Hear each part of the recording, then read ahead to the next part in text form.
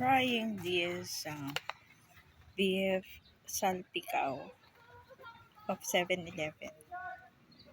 So, pagbukas mo, ito siya kakaunti. Tapos meron siyang mushroom and potato. Try natin ito. What?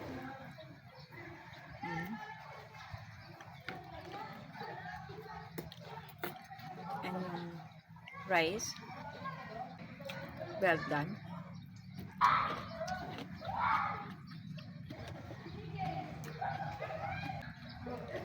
Yung mushroom niya.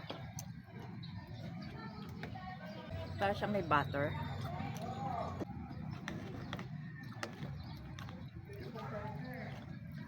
Ang price nitong beef salpicao is 135 pesos. So, ito yung kanyang beef.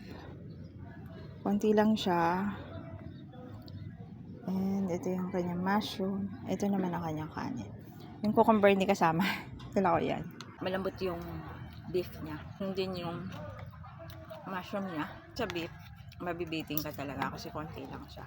Matipid ka sa ulam kapag ito ang binili mo.